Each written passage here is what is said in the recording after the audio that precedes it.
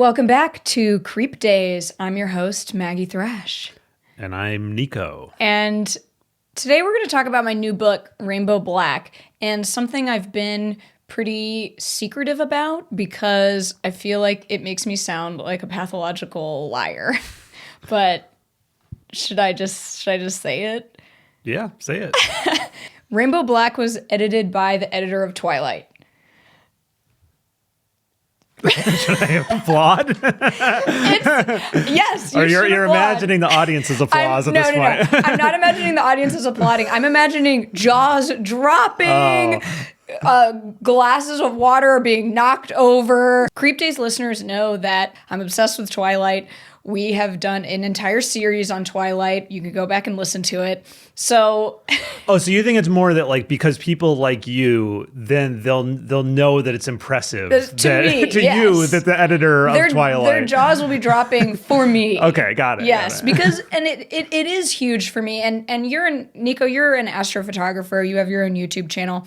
I don't know how to analogize it to you, but it's as if one of your photos of a nebula or a galaxy was edited by Galileo. Okay. So you're saying in the literary world, to Stephanie Meyer to you is God, is like the ultimate. Galileo didn't discover God. Galileo discovered you tell us what Galileo discovered. He was the first to use a telescope in a very advanced way to look at things in our solar system, which helped the Copernican revolution. Okay, so it was Copernicus who discovered that the Earth revolves around the sun. No. Who did that? The Greeks even knew that. Tons of people way before Copernicus knew that. But anyways, it doesn't matter.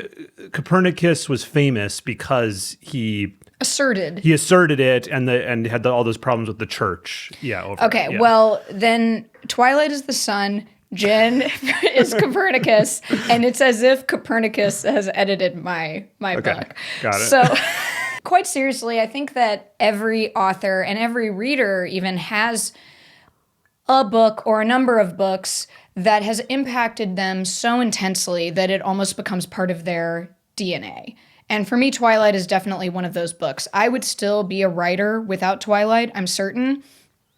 And I think my writing might even be good without Twilight, but it would be different because I don't think I would have as strong a sense of self if I hadn't read Twilight. Well, so sorry if I'm jumping ahead, but had you read Twilight when you started Rainbow Black? Oh, yeah. Oh, really? Yeah, so I didn't remember the timeline correctly then. I started Rainbow Black in 2008 when I was 23 years old. So this book has been part of my life for a long time. One's greatest hope as an author is that one of my books could be like Twilight to somebody else. If Honor Girl or Rainbow Black becomes part of someone's DNA, that they and it does become like a genetic line where we're now all part of this emotional cabal where if you love Rainbow Black, you can hate Twilight, but I hate to break it to you, you are part of the Stephanie Meyer emotional cabal. And you know who else is part of the Stephanie Meyer emotional cabal is Stevie Nicks. She was really inspired by Twilight, and she's said in interviews that it reignited her love of music and made her want to write music again. When you read Twilight, were you feeling uninspired in your writing career? And also, what was the major part of your DNA before that? It's not that I was uninspired in my writing career because I was 21 years old. I didn't have a career. Right, sure. But I was very uninspired in my reading. I felt by age 21 that I'd read everything. Everything bored me. And then I read Twilight and it inspired love of reading again. To describe who I was before I read Twilight, I would say I was very caustic. My writing was very aggressive. It was very cynical because I think I used writing as kind of like a barbed wire fence around myself. And after reading Twilight, I think I learned to value vulnerability more. And I think my writing became a lot less obnoxious and just... I remember you really liked The Cement Garden. And I think there's still part of that DNA in your current writing, but it's not that's such a book that's like part of what you would say about it is it's shocking. Yeah, The Cement Garden is very shocking, but Ian McEwan is an incredibly mature, seasoned author. Whereas, when I was a teen writing or in my very early 20s, I did not have the maturity of Ian McEwan. So I was just going for the shock factor just to sort of disturb people. Right. Because, and I think that's something that a lot of immature writers go through. And go through it, get it out of your system. That's what a lot of young people feel is like, well, anything to not be boring. Anything to not be boring. Yeah. It's not a mature way to write something. And so I think reading Twilight made me really grow up, which is ironic because it's a YA book about teenagers. And at the time, all the serious critics were talking about how stupid it was. Mm-hmm. But for me, I was like, well, this book is helping me become less stupid. So how stupid could it be? How would I describe the Twilight emotional cabal that I am in? I would say it has to do with inner darkness, a desire to be very personal, a belief in true love. I think we're romantics. I also think it has to do, and I'm curious what you think about this, with like a rejection of politics in a way, because like a lot of people read a lot of politics into Twilight, and you're free to do so, but I feel like it's kind of missing the point of the book to just speak of it purely in terms of like a Mormon anti-feminist agenda. Because Stephenie Meyer doesn't have a political agenda with her books. I don't have a political agenda with my books.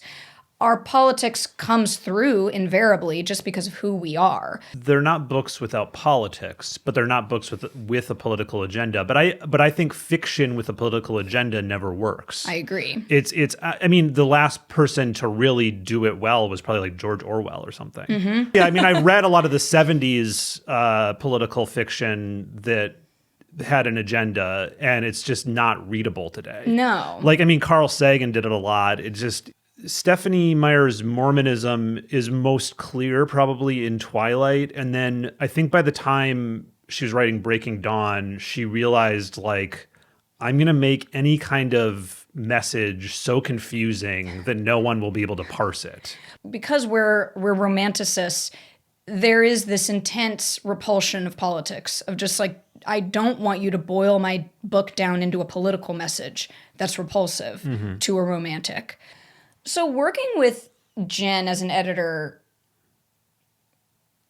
because she's part of this emotional cabal, it was almost like working with a professional who was an expert in myself.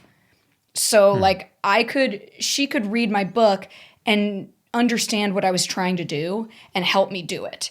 And so I could just kind of follow her lead, and whatever she said, I just did it. Wait, so back up. So when Stephen, your agent, said we're going to have the in-house editor at Writer's House take a look at this, or she can decide if she wants to look at it. At that point, did you already know this was someone who was involved with Twilight? Oh yeah, she was famous to me. Oh, okay. When my agent Stephen said the name Jen Gagnon-Hawes, I knew that she was the legendary Writer's House assistant who had picked Stephenie Meyer's query letter out of the slush pile.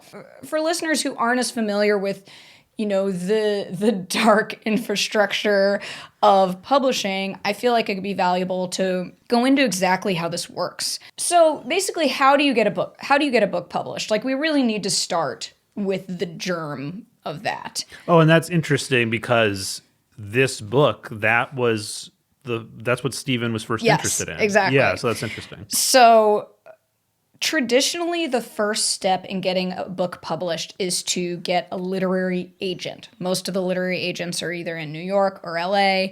And publishing is very crony-ish. This has not changed. Most people who get an agent get one because they know somebody who knows somebody, which is why, like, publishing can be this fairly, like, toxic, incestuous swamp. Or another thing we've seen recently is we look up some successful artist or successful author, and it's like, oh, they worked at this literary agency. Yes. So they like got into the world by working in it. They work at an agency and then parlay that into their own book deal. And okay, so if you don't know anybody if you are not a New Yorker, if you're not an unpaid intern, what you do is you write a query letter. And a query letter is basically a pitch. To get these agents' attention, you have to do a lot of research about the agent, because if you just send the same letter to everyone, you're going to get rejected. So there's a lot of research done on the author's part of finding an agent that you think is going to be a really good fit for you, being really obsequious in your query letter, like, you're such a genius, I hope you like my book, blah, blah, blah. And so Stephenie Meyer was this Mormon mom in Arizona. She didn't know anybody. She didn't have any connections to New York, so she sent a letter. And as you can imagine, there are so many people with manuscripts, so many hopeful people. These letters pile up at agencies, and they are famously called a slush pile. The slush pile is, frankly, mostly shit, but it is some assistant's job to go through the slush pile and see if they can find gold. Jen Ganyahaz is the person who discovered the query letter. She wrote Stephenie Meyer back, said, send me the rest of the manuscript. Let's work on it. At that point, Twilight was called Forks. And at some point it was renamed to Twilight. And it's kind of like a Cinderella story. Like every aspiring author in the middle of the country with no connections hopes they'll be the next Stephenie Meyer and that their query letter will impress someone and emerge from the slush pile. So fast forward to 2011, 2012, I am sending out query letters for Rainbow Black, which at the time was called Dark Space, and it was a very different book at the time, but the bones of it, it's still set in New Hampshire. The main character is the same. The themes are the same. It was young adult more. It was young adult, yeah. And now this is an adult book. I knew this story about Stephenie Meyer, that she had done a cold query and that she was represented by Writer's House. So I knew that I wanted an agent at Writer's House, and I queried my agent, Stephen Barr. By now, things had transitioned into mostly email. Mm-hmm. And, Stephen and I were in this weird, nebulous, maybe I'll represent you, maybe I won't, for 2 years until I finally signed with him. And at that point, he said, I like Rainbow Black, but it needs a lot of work. Let's put it on the back burner for now. I had this webcomic, and we turned the webcomic into Honor Girl, which ended up being my debut book. So that was essentially, that whole book was Stephen's idea. And in the back of my mind, it was always like, well, I'm going to do whatever book Stephen tells me to do. I'm going to write whatever he tells me to write. And then one day we're going to come back to Rainbow Black, which was the book I originally wanted to publish. Fast forward again to 2021. I've now been working on this book on and off for over a decade. Stephen, tells me very honestly, this book is going to need some really heavy-duty editing. And that's when he gave me the news that he was bringing on Jen. And I mean, I was in disbelief. But I was really excited. So you didn't know that Jen was even still working at Writer's House? I didn't know what her position was at Writer's House. She's a freelance editor now. So she's in this very choice But it wasn't position. something that occurred to you. No. It was just sort of out of the blue, No. and we're bringing on Jen to look at this. Yeah, and it was a brilliant move on Stephen's part because the editing was intense, and he knew who's Maggie going to listen to? Mm-hmm. She's going to listen to Jen, and he was totally right. So it was an absolute genius professional move on his part. And I was incredibly nervous to work with her, but my nerves dissipated really quickly because I realized that she was a genius and we were in the same emotional cabal, and that we were going to make the book really great. I do feel like one of my few virtues is that I like to surround myself with people who are smarter than me. I really try to be the dumbest person in the room. But I always think about that with you. You must constantly be the smartest person in a room. I think about how annoying that must be. Donna Tart, she's won the Pulitzer. She's constantly the smartest person in a room. It must be so boring. I don't know what you want me to say to that. I don't think that smart people necessarily would think that they're the smartest person in the room, because smart people are very open to new ideas and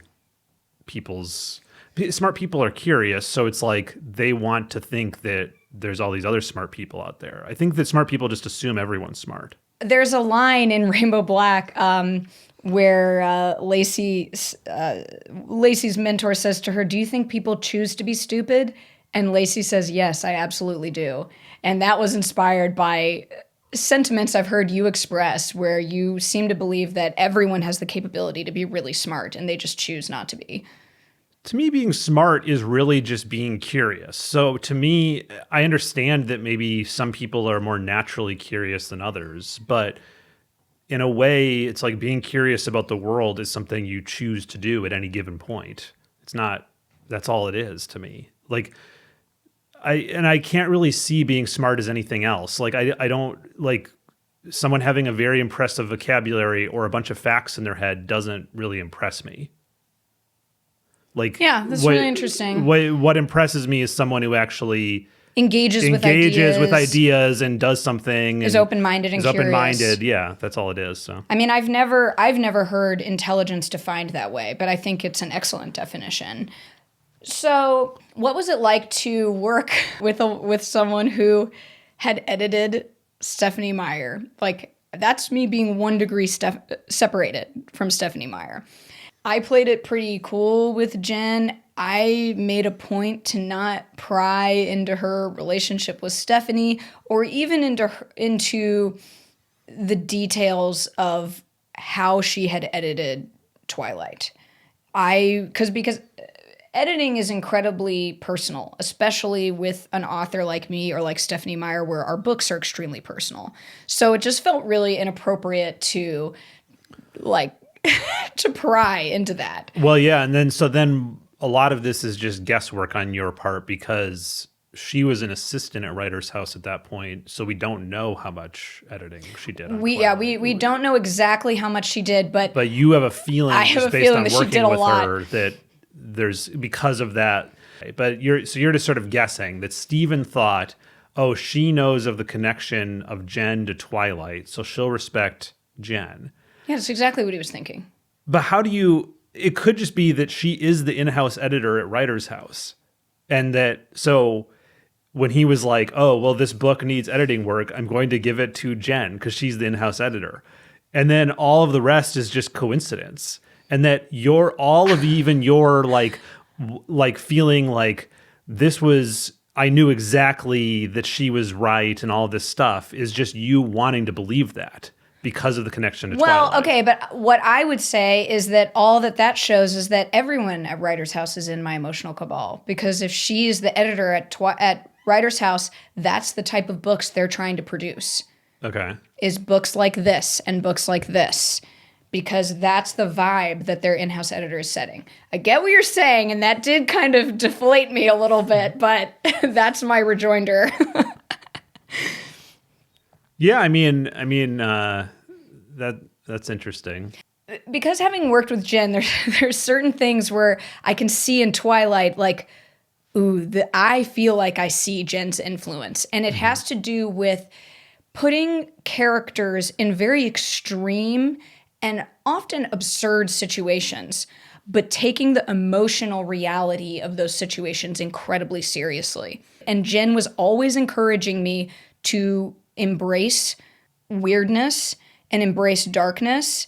And, Jen always pushed me to feel the emotions harder. Like, how does it actually feel in the case of Rainbow Black to be the subject of a media frenzy? Rainbow Black is set during the Satanic Panic of the late 80s.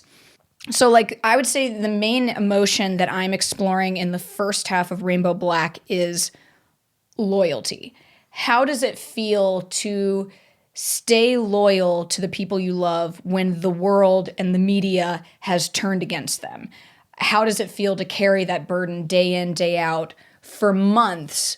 And then what would you say the emotion in the second half is? Regret? I think regret. It's like loyalty and regret are the two big emotions that I'm exploring in the book. I would say the second half of the book actually goes through a range of emotions. It's almost like the 7 stages of grief or whatever. So what would you say the dominant emotion of Twilight is? Obsession? Desire. Desire, okay. Desire. Bella's desire to be as beautiful and perfect as Edward. Edward's desire to possess and control and have. Because to me, it's like, for me reading it, they both just seem strangely obsessed with one another. They both where it's like, I don't, maybe for you that's like desire, and I've just never desired anything that intensely. So to me, it just seems more foreign, like just like that's obsession. Yeah, you're not a super covetous person. No. Like I can't imagine you just like obsessively wanting something, but like I'm a very covetous person. My dreams, I've been a very ambitious person since I was like 4 years old, and I covet dreams. And you're just not like that, which is part of why I like you, because you don't relate to these aspects of myself that I find like a little repugnant, because like Twilight is kind of repugnant. I think yeah, what you're describing, where you have these like desires, dreams, and then you go after them. I think the reason I don't do that is if I wanted something that intensely, then when I got it, I would be like, want to kill myself. And maybe you do that you do that to a degree too, but it's like, I think I would feel it even more. It's like, okay, well, when you achieve what you wanted so intensely, there's nothing left in life. Like, how do you go on after that? The really dark thing is that you just come up with the next thing to want. Well, yeah, and you just never stop, and you're never truly happy. And no, so I do that just too. Get more and more. I do that too. I guess it's just about the level of intensity that you want something. For me, the agony of not having something that I want is way worse than the agony of having it, and the kind of like anticlimax of having it. That's not even agony. It's just kind of a deflatedness and a sort of depression that I can pretty easily manage and live with. Whereas the agony of desire is very difficult for me to live with. When I don't get what I want, it's very hard. Yeah. I mean, the thing that I'm always worried about with your writing career is like, it seems like what you want next is a bestseller, but that's just so hard to manufacture. It seems like so random, what will become a bestseller. Like, and it makes me feel, and I'm embarrassed to even want it, because it feels just so wantonly capitalistic. It feels so artificially meaningful. For instance, so I'll try to like cite a couple of examples of where I feel like the connection is. In Twilight, you have this dynamic where it's very explicit. It's on the copy about 3 things I was absolutely positive. First, Edward was a vampire. Second, there was a part of him, and I didn't know how dominant that part might be, that thirsted for my blood. And third, I was unconditionally and irrevocably in love with him. Twilight was the first, vampire book I'd read where the fact that he wants to kill her and eat her is it's constantly part of the tension. That tension is never dropped. Whereas most authors are just kind of too lazy and they can't sustain that level of tension. So it just gets kind of glossed over. And things like that are never glossed over in Twilight. And Jen would never let me gloss over things. If it was something like, I don't want to go into spoiler territory, but there's a character who commits a murder in this book, and Jen was always telling me that the fact that the character has done this has to permeate every waking moment. Not in just a way where it's just like, well, we insert it so the reader doesn't forget that a murder occurred. But it has to, speaking of DNA, become part of the character's DNA in a really deep and serious way. And so I see that in Twilight. I see in New Moon when Bella is on this like knife edge of emotions, where she has this intense depression, which she doesn't communicate to anyone. She's juggling acceptance, denial. She loves Jacob as a friend, but can't let it get too far. A less skilled author and a less skilled editor would not be able to depict that level of suspended complex stress for 300 pages. And so that's what I feel Jen really helped me learn how to do. And so I have to feel like, and I don't know if any of that makes sense. Like, sure, it makes sense. It's like traditionally the way I feel that people would think you keep up tension throughout a novel is through the plot. But you're saying Jen showed you how to keep up tension through the emotional reality of characters. That's an extremely good way to put it. And it's what makes it's a different way of making a book addictive. And it's about centering it in emotion rather than plot. And basically, I've always marveled at Stephenie Meyer's ability to do that, and I feel like now I know how to do it too. and what's the link? Jen. Mm-hmm. So I'm like, it's Jen. And now people are going to be like, I got to get Jen. And like, good luck. I mean, she'll make your book a masterpiece. Yeah, that's a I'm kind of blowing up her spot. Well, that's sort of like step 1, get a writer's house agent. Mm-hmm. Step 2, get your agent to send it to Jen. And then step 3, have Jen be interested in editing it. Well, and you know what? And step 4, participate in the relationship because, Oh, that's true, yeah. An editor, every single book has different levels of credit. And like, for instance, in a film, at the end, you have this 4-minute list of names and exactly what they contributed. And with a book, it's not like that. You have the acknowledgement section, but it's completely up to the author who they choose to thank. Mm-hmm. They could just choose to thank nobody. And, for instance, this book was edited by my agent, Steven, my HarperCollins editor, Noah, my mother, and Jen. So there's a lot more like mystery and opacity with a book in terms of who contributed what. And, the famous case of a celebrity editor is The Great Gatsby. And like the lore behind that book is that it was a pile of garbage until his editor, Max Perkins, spent months and months basically whipping it into shape. And there are a lot of people who attribute the bulk of its genius to Max Perkins. And increasingly that doesn't happen as much because the way that publishing and, hypercapitalism have intersected, publishers usually want and editors are usually looking for books that are already pretty clean, that are already pretty much ready to publish. So they're less willing to put a lot of work into it, which leaves the bulk of the editing up to the writer, the agent, and their mom. So I was really lucky that I got to participate in this more old school editing style where I had like a professional editor who worked on this with me for months and months. And the thing is, though, like, I'm not trying to say that like Twilight was written by Jen, Black Rainbow was written by Jen, because Jen can say what we should do. But it's up to me and it's up to Stephenie to be able to do it, to be able to do what she asks. So it really is this interesting partnership. Yeah, I mean, it's like a sports metaphor would be like a coach is often credited with wins of a team. But of course, the team has to have like all those like really talented athletes on and them. the athletes have to be able to listen and they have to be able to perform. And it's just like that is a real skill.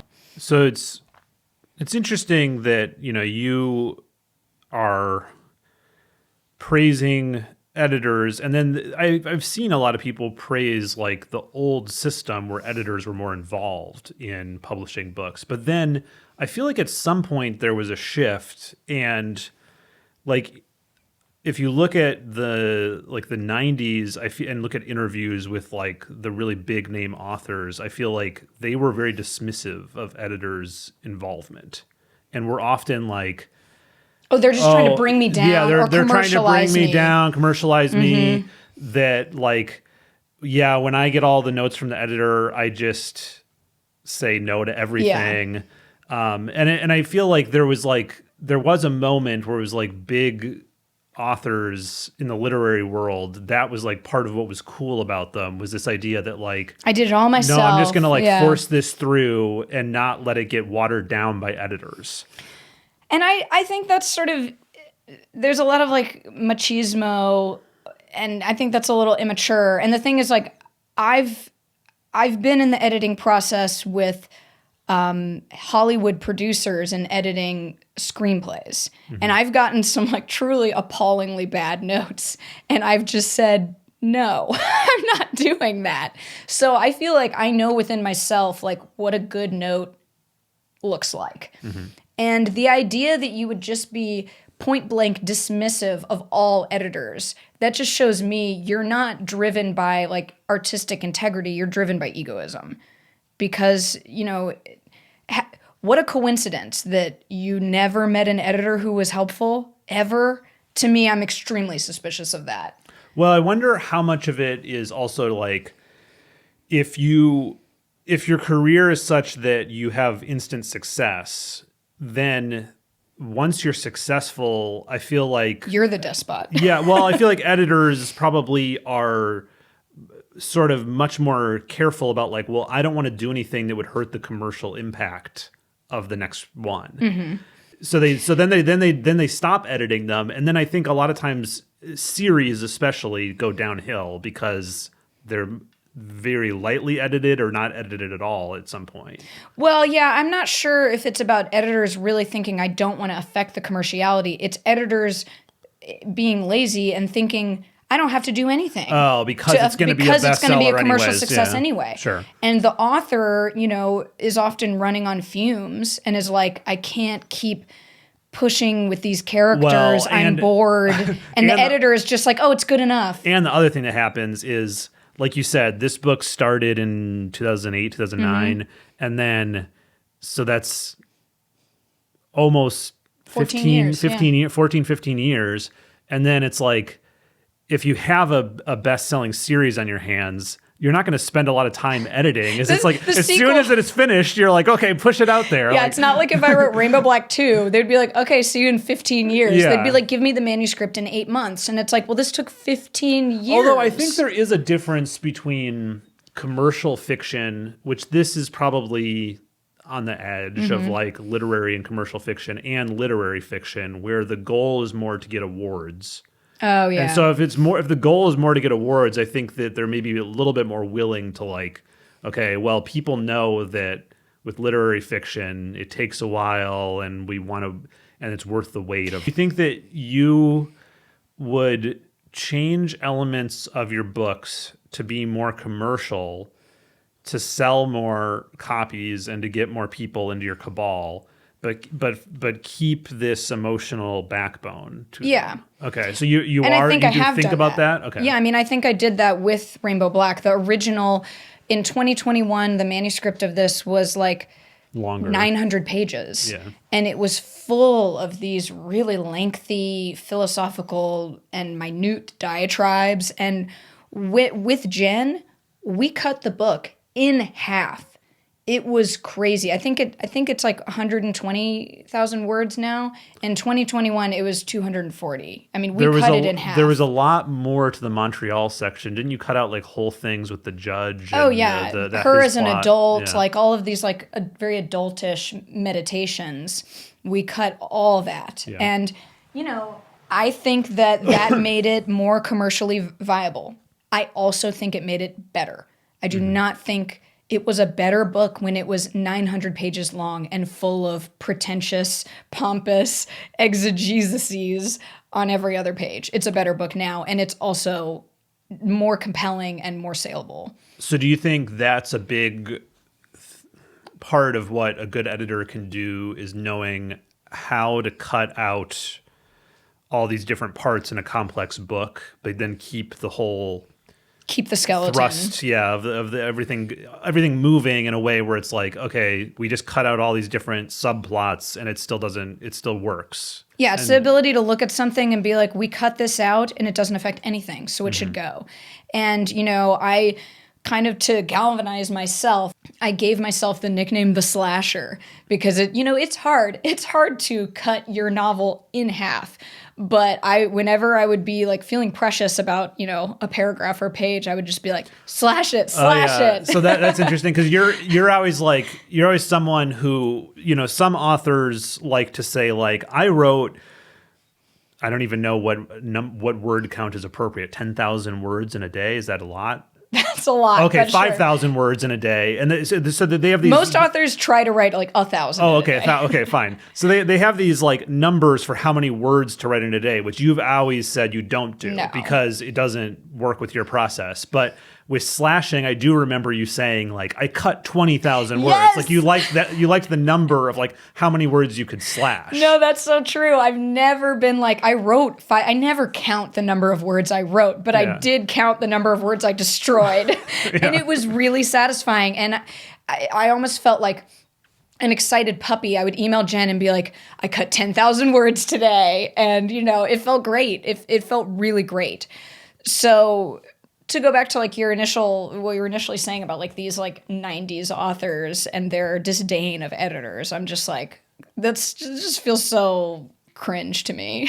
Yeah, I mean, I think I remember that movie we both liked about David Foster Wallace, End of the Tour. Oh, I do love that We might have movie. even talked about that on the podcast before. I cried at the end of that movie. Well, that movie was really special to me because it came out the summer before Honor Girl in 2015. And I had my first interview. It was a phone interview with BuzzFeed. And it just felt so incredible. Like, I'm a real author. And then we went and saw that movie about an author who was really, really successful. And it didn't keep him from killing himself. Yeah. And it was just it felt very intense. And I wept at the end of that movie because it just felt very much like, oh, wow, my success is not going to save me from my depression. Shit. Well, yeah. Anyway, so what I was thinking about with that movie was, I think in that movie, but that's based on the real interview. David Foster Wallace was asked about like, the length of Infinite Jest and all that, and I think it was part of the section where he's doing an NPR interview, and he basically just like makes a joke about how he just like is very dismissive of editing and I was just like, that's just interesting that like. Then this whole idea of like a bad boy of literature was like this image that people had in their minds in the 90s that I think was popular. Like, it was popular, and I don't think it really resonates with people today. And it certainly doesn't resonate with me because I'm just like, why would I want to irritate and waste the time of my audience? I want people. But at the same time, I remember when you were writing the current iteration of Rainbow Black, which is like when you picked it back up in 2018 or 17, 16. You mean with Jen or when I picked it up by myself? That was 2017. When it switched basically from Dark Space to this version. I remember you were like, okay, now I'm ready to write my tome. You kept talking about like, or your doorstopper or whatever. So you were talking about length.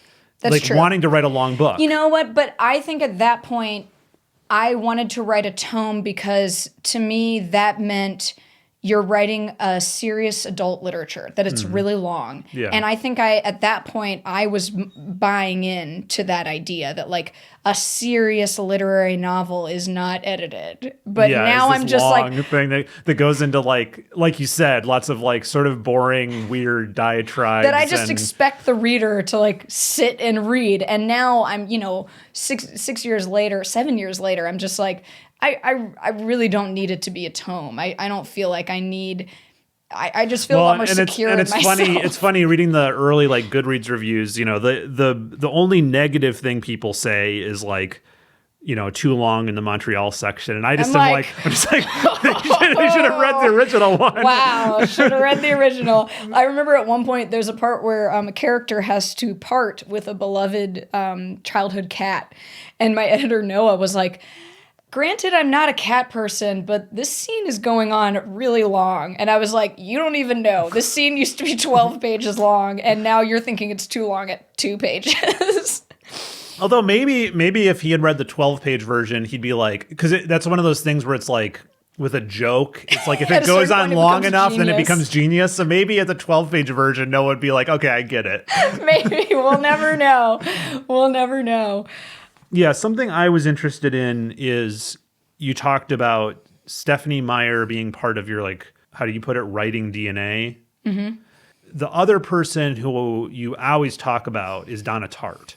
And to the point where you feel so connected and influenced by Donna Tart that you've told me, like, well, people are going to accuse me of being like a Goldfinch copier. And I'm like, that's not going to happen. Yeah. It's not, it doesn't feel like the Goldfinch. I Like, was convinced.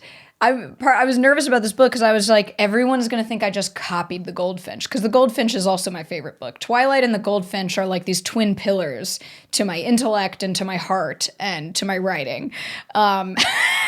So I thought it was, I was thinking about that, and I was thinking, like, all three of you write in first person, but The Secret History, which was Donna Tartt's first successful novel, she was doing something pretty different than I think you and Stephanie Meyer do, where there was almost no emotional connection to the narrator.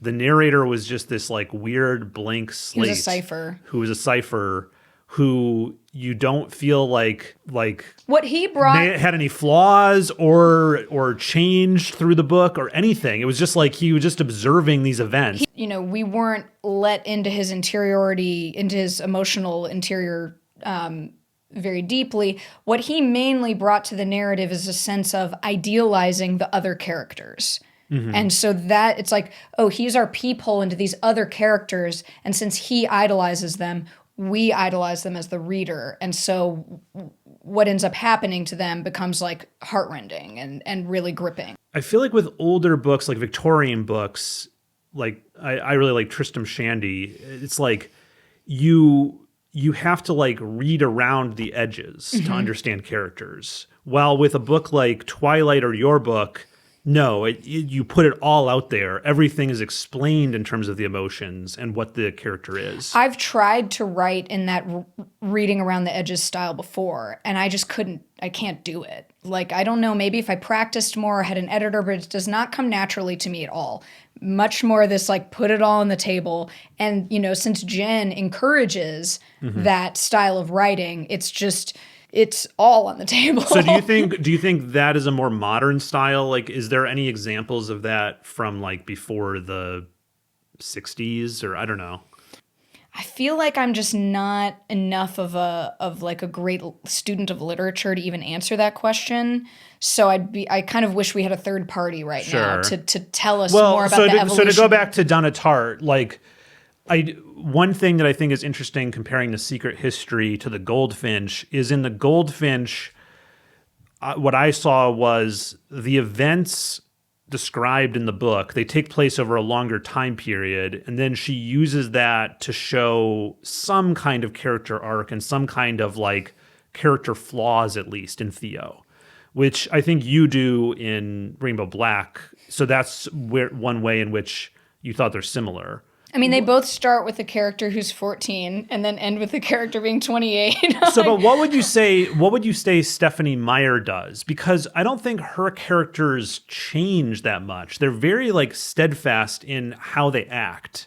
But it's just like this emotional journey of these characters. Yeah, and I do think that one of the flaws of the Twilight saga is that when Bella becomes a vampire, I honestly think Breaking Dawn should have been like the final book of His Dark Materials, where it becomes such a departure from the earlier books because Bella is literally a different person. She's a different species. She no longer has the angst and the desires she had in the first three books because she's married to Edward. She has a baby. She is a vampire. And I'm just not sure. It never felt like, well, now how does it feel to have everything that you wanted so intensely? It never felt like that was fully explored. So in terms of Bella, she does go through this very radical change, but the character and the narrative doesn't really change that much. And we talked about this in our Breaking Dawn episode of the podcast, which is like, the narrative from the point of view of a vampire who can like see everything and hear things, everything, who has a different sensorial relationship with the earth. Like it should have been really weird. Yeah. And so I guess a lot of people, I think, who don't fully like Rainbow Black, the reason they're not going to like it is because of the second half. But the second half to me is what makes it more an adult literature book, right? Where it's like, and I don't think that you can really do that big a departure in YA. I don't think that Stephanie Meyer really could do what you're asking in Rainbow Black. Philip Pullman, you're right, did do it, but everyone thinks that book is really weird. Yeah. Yeah. And, she, even though it's like the idea that Breaking Dawn is YA is sort of absurd because Breaking Dawn is about a mom. Yeah, and there are teen moms, so I'm not sure. But being a teen mom isn't necessarily a well-trodden area of YA literature. Yeah, sure. But yeah, I mean, with Rainbow Black, it's like people fall in love with Lacey the child, and then some readers love her more as an adult. But there have been a couple of readers who've been like, I didn't like her as an adult. And it's sort of like, for me, there's a part of me that's like, that is the point. It's about how easy it is to love children. And it's really hard to love each other as adults because we see all of our flaws and we no longer, we see like fallen innocence. We don't see each other as these like precious beings anymore. We see other adults as just, we're really quite cruel to each other. Yeah, what adults. I was thinking of when you were describing that is that like a child is this singular thing in their personality, and their personality is immediately present and it shines through. Wide-eyed. While an adult is all these layers, and the layers are built up over time. And the layers can contradict each other. Rainbow Black does that really well because you're missing this. It's like a 15 or 20 year gap, or what is it? It's a 14-year gap. 14-year gap, and you don't know what really exactly happened in that 14-year gap, but then you get a sense of it through the layers built up around her. Like, and it's interesting. Yeah. It's like I want the reader to kind of imagine how those 14 years went based on her attitudes, her relationship with her girlfriend, like all of these things. It's like you can see that this is a damaged person. And we are very sympathetic and loving towards damaged children, but damaged adults, we're just not. It's just sort of like, get over it. Why aren't you more better? Capable? Why aren't you more capable? Why are you so moody? Why do you have all these issues? You're an adult, get over it. And I really wanted to show that. And it's interesting to me how some readers are kind of exemplifying that as they read it. Well, I think it's something they maybe don't want to. Yeah, they don't.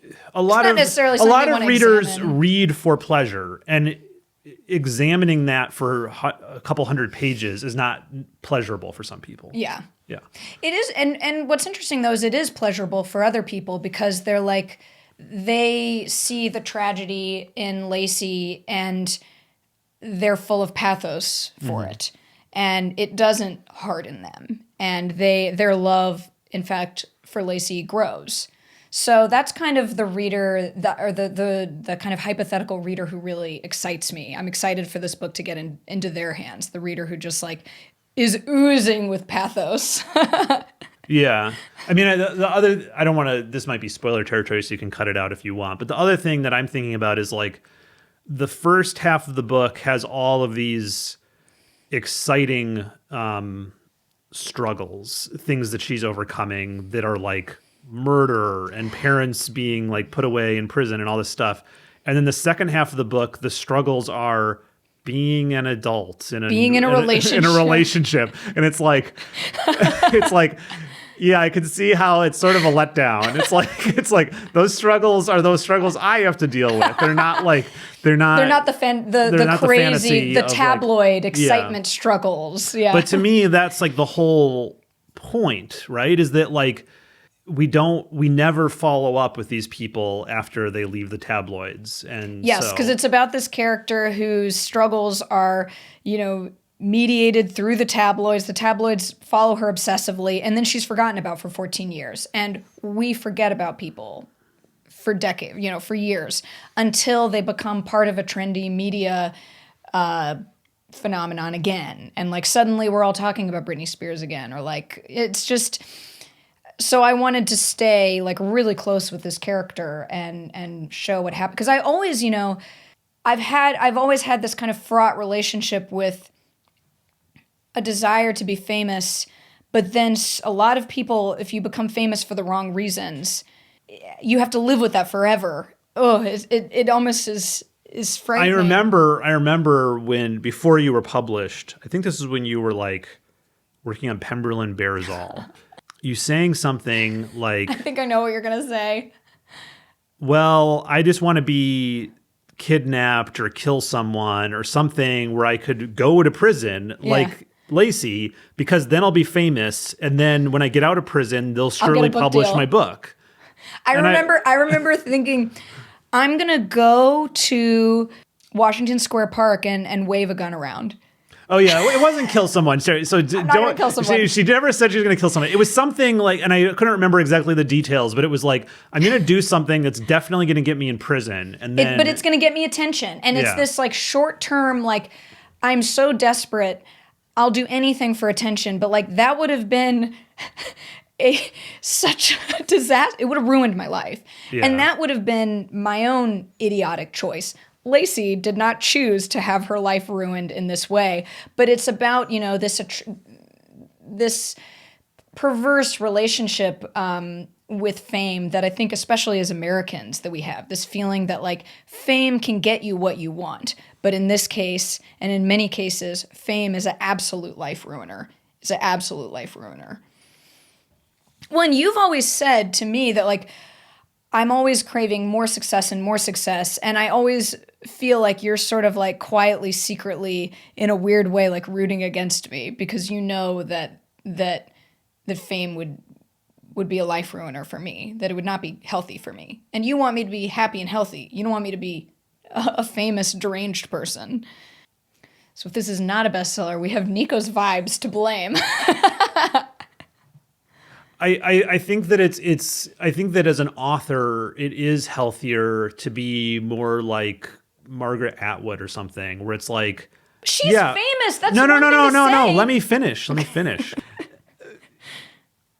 That she was only, she was probably only known by readers for a long time. Then in her 60s, she had one of her books made into a show.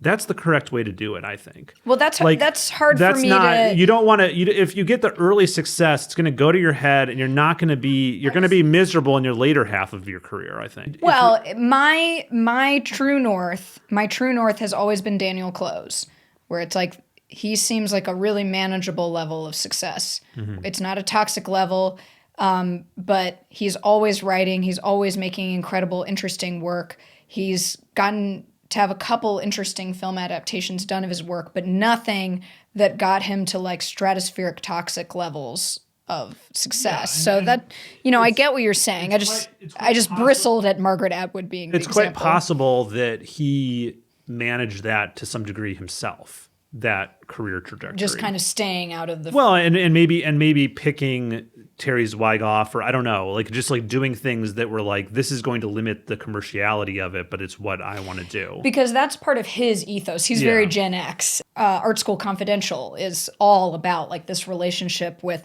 commerciality being anti-art. I don't want to be Stephenie Meyer famous. That sounds like a nightmare. Well, yeah, we've probably discussed this before, that, I could see it being very stifling on creativity. I already feel stifled by how much people love this book. Mm-hmm. I already feel like I can barely work, and like it hasn't even come out yet. Yeah. So. Well, I'm sure famous authors go through this too, where it's like, once a book is like either commercially or critically super successful, it's really hard to then do the next one. Yeah, and that's why, I am glad that even though I started this book in 2008, I'm glad it wasn't coming out in 2008, because the artistic freedom I experienced in my 30s was, I wouldn't trade that for any amount of money or fame. That was precious. And I could not have felt that freedom and carried it out if I had the burden of like a lot of attention and success on my shoulders. Yeah. Well, how do you feel? Just one like quick question, like as a very, very successful YouTuber, do you relate in any way to any of this? Because like, especially since we were talking about the editing process, you are such a lone wolf. I imagine you don't relate at all to like this sort of creative partnership that I've been talking about, because you are so weirdly independent. You've chosen a career where you do everything yourself. You recently built an entire observatory in the backyard by yourself. Like, can you imagine entering into the kind of creative partnership that I willingly entered into? Well, the main way in which I've thought about it is that the main source of my income is Patreon. And I've just thought about, well, if a Patreon gets to a certain size, it becomes maybe unmanageable as a single person. But I don't want that. I don't want to get to that point. Are there things that I should do at a certain point to basically just limit it growing?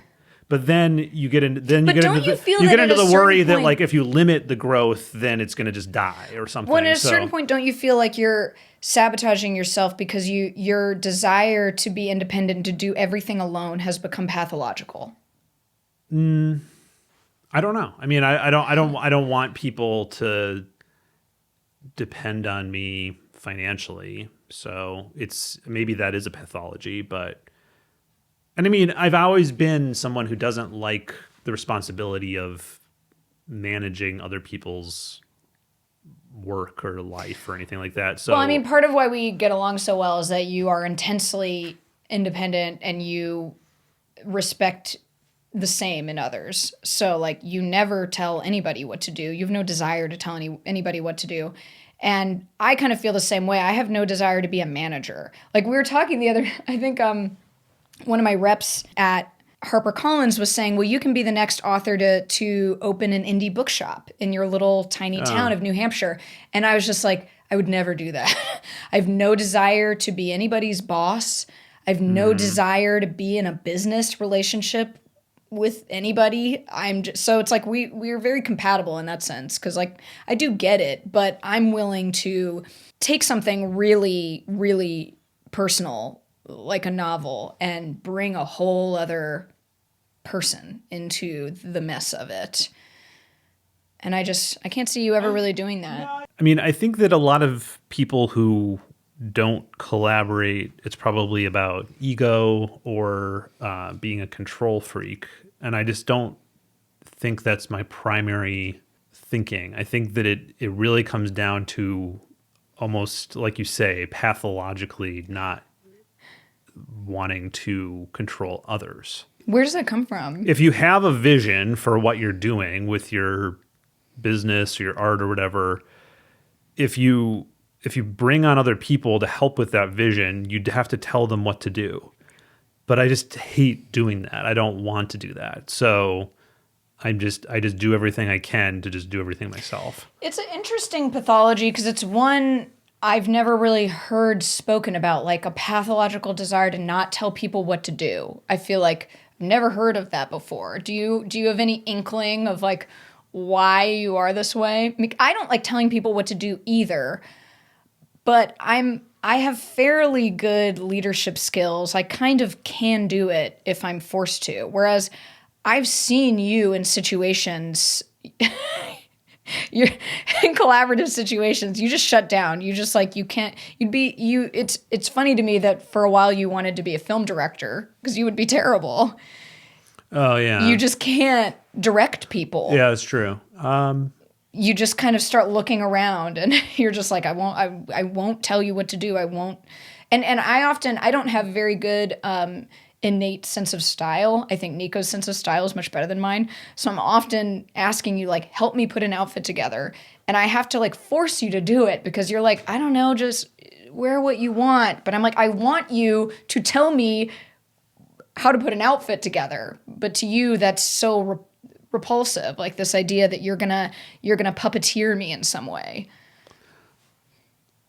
Well, yeah, you saying film director made me think like I was really into making movies in high school. So maybe some of it comes from that, where it was just like trying to do that as a high schooler who was a very shy person, like much more shy than I am now, and trying to just like put myself into that situation was so scarring in a way that I just don't want to ever do that kind of thing. Wow. So it's like a trauma response from trying to be a film director when you were 15, 16 years old. Maybe that's just a theory. No, that's when an you said interesting film theory. director, I just thought of that. Yeah, no, that's an interesting theory. Like when I said film director, did your heart just like fill with like ominous clouds?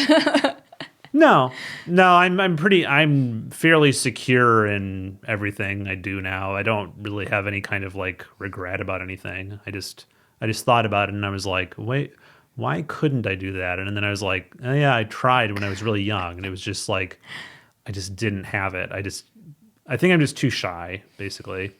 But then probably there's something also just about like directing people's work where I suddenly lack confidence. Well, if I'm just directing my own work, I have confidence. Oh, so it's like if I'm asking you put together an outfit for me, Yeah, you suddenly I immediately feel that you clam can't. up. Yes, exactly. I immediately clam up and be That's like, "Why are interesting. you asking me? I have no clue. What are you talking You about?" always say that. I have no clue. You always say it exactly like that, and I'm like, you're better at this than me. Just help me, and I get sort of frustrated. That's interesting. Wow, I feel like we learned something about Nico today. So, thank you so much for chatting with me about this, and obviously thank you to Jen for making this book a reality. And Rainbow Black is on sale March 19th. You can go to my website, maggiethrash.com, to find the dates of my book tour. Please come out if there's a store near you. Don't be shy. Don't feel like you're being weird or awkward. Like, please come out.